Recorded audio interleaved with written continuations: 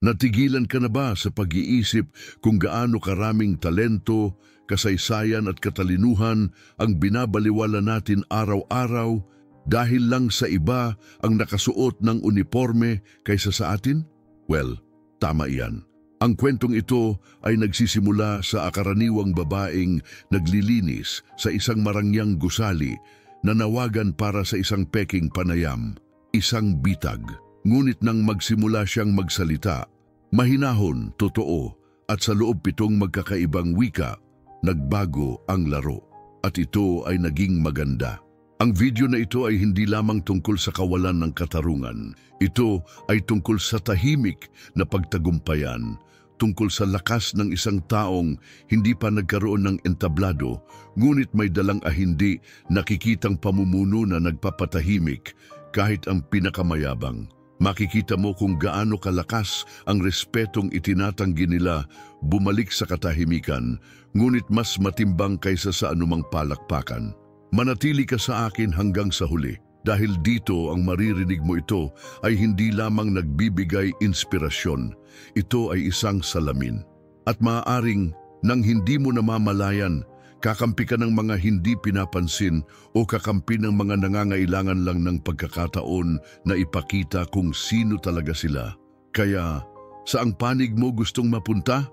Si Marta Lima, 38, ay ang uri ng presensya na naghalo sa kanyang kapaligiran. Nagtrabaho siya bilang isang tagapaglinis sa Vertis Capital, isang higante sa sektor ng pamumuhunan. Palaging hindi nagkakamali, maingat, mahusay, at hindi nakikita. Sa may salamin na mga pasilyo kung saan naglalakad ang mga executive na nakasuot ng mamahaling suit, naglakad siya na may hawak na balde at tela, pinupulot ang mga natira sa mundong tila ginawa para sa iba. Siya ay magalang, ngunit hindi pinansin, kasalukuyan, ngunit patuloy na pinatahimik. Sa gitna ng kanyang mga gawain sa paglilinis, si Marta ay naging puntirya ng tahimik na kahihiyan. Si Arthur Brandao, ang anak ng kapareha, ay gumawa ng punto ng pagtrato sa kanya nang may pag-aalipusta. Kung minsan ay may kabalintunaan na mga ngiti, minsan naman ay parang bata ang pag-uugali tulad ng pagtatapon ng kape sa sahig para lang makita ang kanyang itik. Ito ay ang uri ng corporate harassment na itinago bilang isang joke na walang sinuman ang may lakas ng loob na tawagin ang pangalan nito.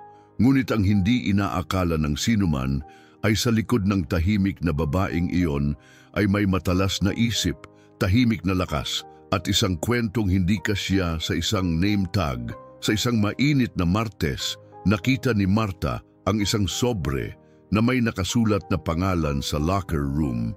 Isa itong imbitasyon sa isang panayam sa panloob na promosyon. Ay bumibilis ang tibok ng puso niya. Ang mga babaeng naglilinis ay hindi karaniwang tinatawag para sa ganitong uri ng pagkakataon. Binasa niya ito ng paulit-ulit, sinusubukang alamin kung ito ay totoo o isa lamang na nakakamuflag na bitag. Ngunit nagpasya siyang pumunta. Siguro ito ay isang pagkakataon, marahil isa pang kahihiyan. Ngunit sa alinmang paraan, alam niya, oras na upang ihinto ang pagiging anino lamang na naglilinis at simulang ipakita ang kanyang sarili. Ang panayam, gaya ng hinala ni Marta, ay walang iba kundi isang malupit na gawa. Pagpasok sa room 34, nakita niya ang 7 lalaki na nakatali sa mga leather na upuan na nakaayos na parang hahatulan nila ang isang nasasakdal. Sa gitna, isang solong upuan, malamig at malungkot. Ito ang karaniwang bitag na itinakda upang pakainin ang kaakuhan ng mga nakakatuwang subukan ang mga limitasyon ng ibang tao. At kahit doon, sa gitna ng komedya, nakaupo siya sa postura ng isang taong hindi na kailangang ipilit ang sarili sa pamamagitan ng pagsigaw. Kailangan lang niyang umiral ng totoo. Si Arthur, ang parehong nanunuya sa mga pasilyo, ay gumawa ng isang punto ng pamunuan ng eksena. Gumamit siya ng magalang na tono, ngunit puno ng panunuya. Ang tanong ay dumating bilang isang provocation. Kung ikaw ay na-promote ngayon, ano ang una mong gagawin? Malinaw at madiskarteng sumagot si Marta na may bahagyang buntong hininga. Nagsalita siya ng kansilahin ang mga hindi patas na kontrata sa mamuhunan sa koponan, sa ergonomya, oras at seguridad. Walang sino mang umasa ng ganoong katatag na sagot. Hindi man lang siya mukhang cleaning lady ng sandaling iyon, para siyang ibinubunyag hindi nakikitang pamumuno na lagi niyang dinadala. Sa bawat bagong sagot, ang mga executive ay hindi komportable na lumipat at nang ihayag ni Marta ang kanyang nakaraan, 3 taon ng economics sa UFBA, nagtatrabahong gazone ng labanan, katatasan sa 7 wika at naninirahan sa pagitan ng Mozambique, Lebanon at Jordan, ang silid ay napuno ng mahirap na katahimikan. Ang binalak na kahihiyan ay nabaligtad sa ilang segundo.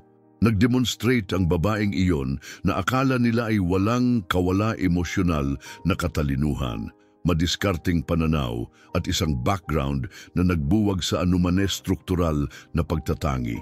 Nag-set up sila ng peking panayam, ngunit siya, nang hindi nalalaman, ay nagbigay ng tunay na aral.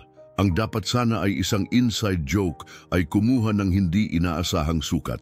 Isang intern, sa pag-aakalang matatawa ito sa grupo ng WhatsApp, ay lihim na naitala ang buong bagay.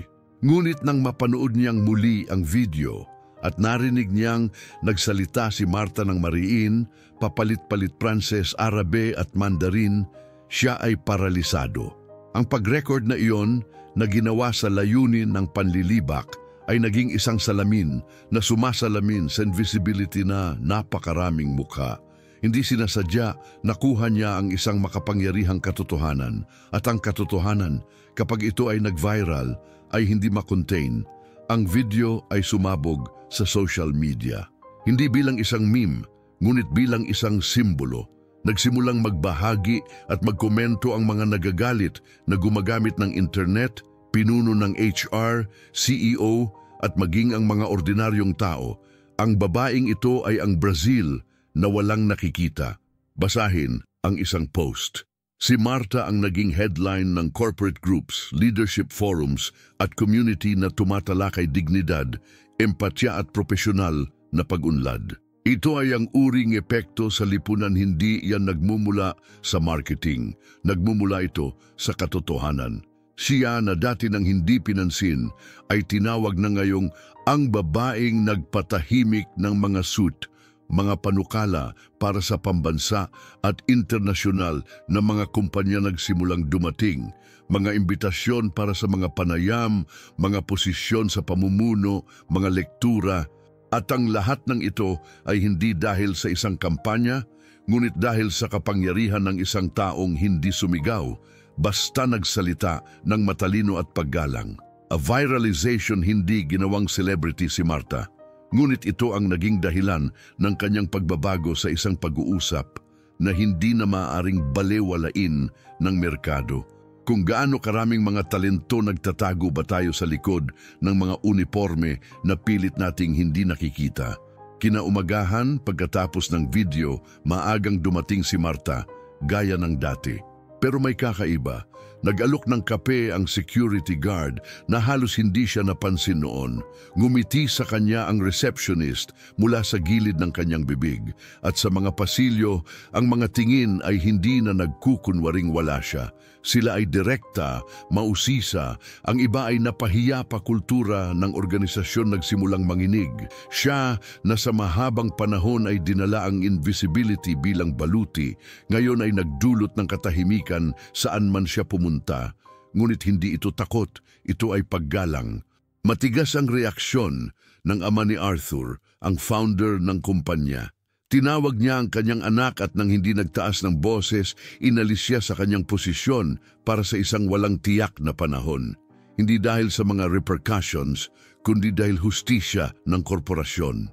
You acted like a brat, sabi niya. At ang pangungusap na yon ay umalingaw-ngaw na parang watershed. Ang Vertis Capital ay nagsimulang tumingin sa loob, hindi sa marketing, ngunit sa kahihiyan. Ang video ay hindi lamang nagpahayag ng isang hindi napapansing talento. Inilantad nito ang estruktural na pagtatangina pinahintulutan ng kumpanya sa katahimikan. Ang mga empleyado ay nagsimulang lumapit kay Marta nang may paghanga at humingi pa ng payo. Yun boses babae na dati ay hindi narinig kahit na humihiling ng higit pang mga produktong panlinis, ngayon ay nagbigay inspirasyon sa mga pag-uusap tungkol sa emosyonal na katalinuhan, pagpapahalaga at kahit na pantay na pagkakataon. Ang kumpanya ay pareho pa rin sa papel, ngunit sa mga mata ng mga nakatira doon, nagsisimula itong magbago, ibahin ang anyo. At ang lahat ng ito ay dahil may isang taong nagkaroon ng lakas ng loob maging totoo kahit sa loob ng isang kasinungalingan. Habang hinuhukay ng buong kumpanya ang epekto, nagpasya si Roberto Mendez, isang makaranasang tagapayo at isa sa iilan na hindi nanlilibak kay Marta, na kumilos.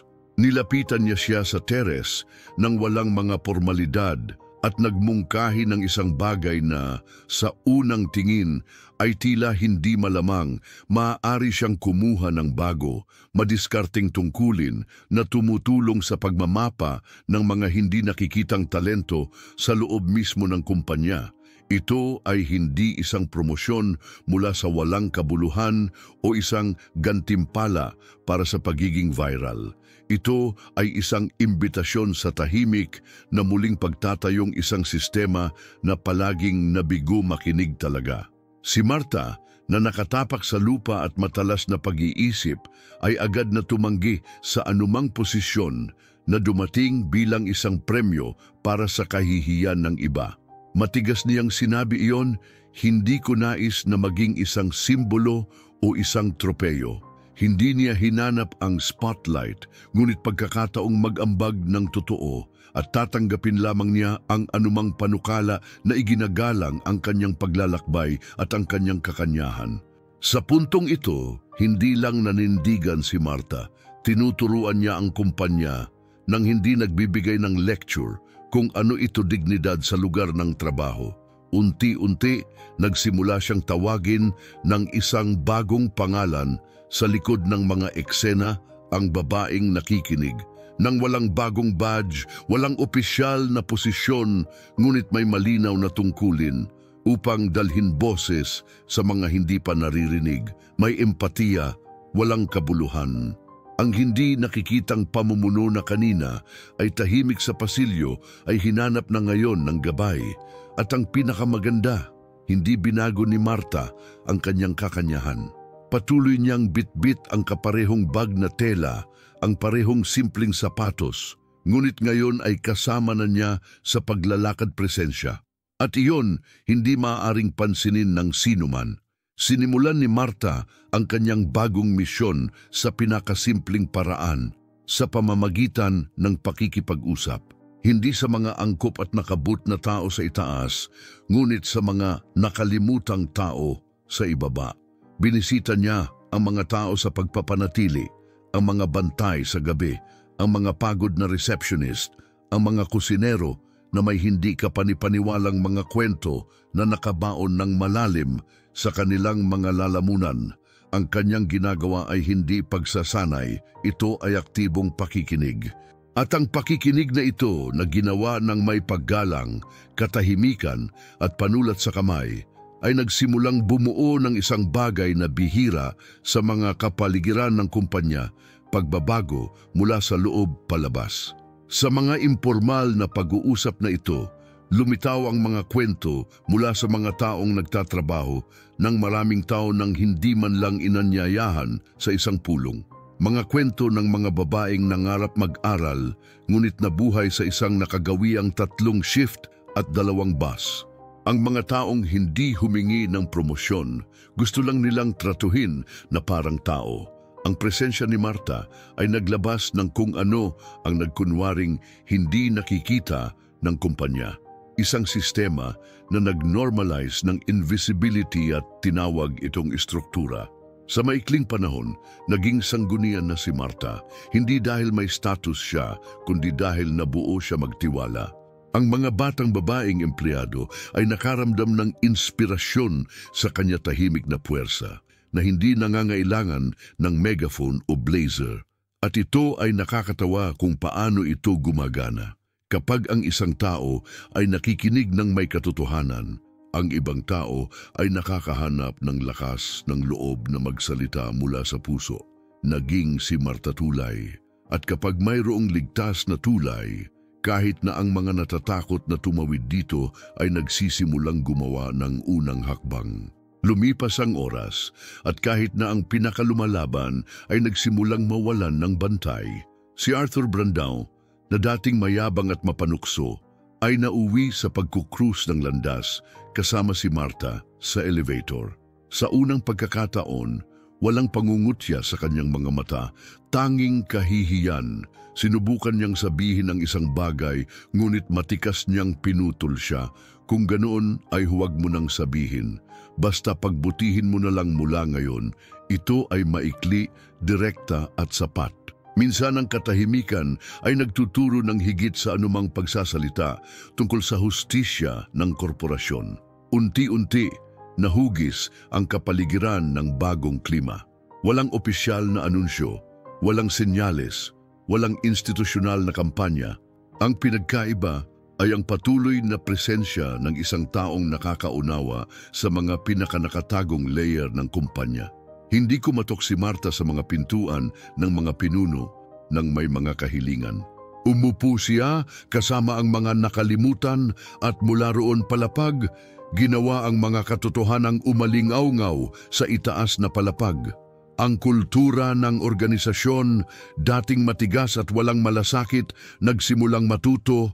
Ang mahirap na paraan, ang halaga ng pakikiramay at ng pagiging kinatawan totoo.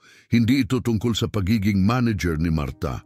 Ito ay tungkol sa pagkilala na sa loob ng bulok na istruktura, ang higit na nakakakita ay ang naglilinis sa ilalim.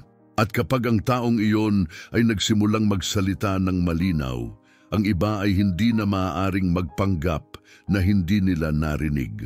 Ang mga pagbabago ay nagsimula ng dahan-dahan, higit na pag-uusap, higit na pansin sa detalye, higit na pangangalaga sa mga salita.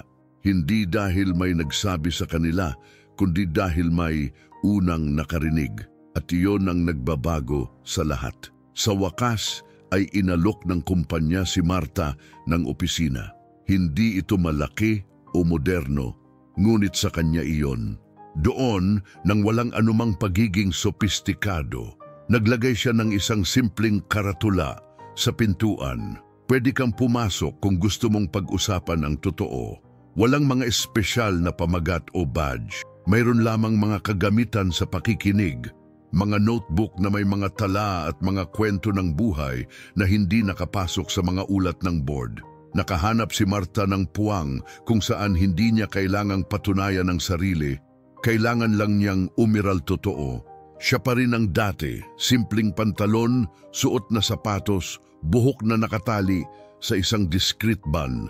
Pero iba ang postura niya, hindi sa isang taong nagpapamalas, ngunit sa isang taong ngayon ay may puwang, may presensya. At ang pinakamagandang bagay ay ang makita kung paano nagsimulang hanapin siya ng mga tao, hindi para purihin siya, kundi para ibahagi. Nakamit ni Marta kung ano ang ginugugol ng maraming mga pinuno sa pagsisikap na bilhin sa isang MBA, tunay na paggalang. At walang badge ang makapagbibigay sa iyo niyan. Sa loob ng maliit na silid na iyon, nakatanggap siya ng mga security guard, waitress, receptionist, at kahit ilang mausisa na manager. Nag-usap sila tungkol sa mga gawain, hamon at maliliit na posibleng pagbabago. Isinulat ni Marta ang lahat ng hindi nagmamadali. Ang kumpanya ay nagsimulang malaman iyon tunay na pagbabago ay hindi nagmumula sa mga milyonaryo na consultancies, ngunit mula sa humanization ng mga relasyon. At nagsimula ang lahat sa isang babae na gusto lang tratuhin na parang tao. At ngayon, sa wakas, siya na. Ang nagsimula sa loob ng kumpanya ay lumampas sa mga pader nito. Nakarating si Marta sa bahay at nadatnan niya ang kanyang kapatid na may hawak na isang kahon na puno ng mga sulat.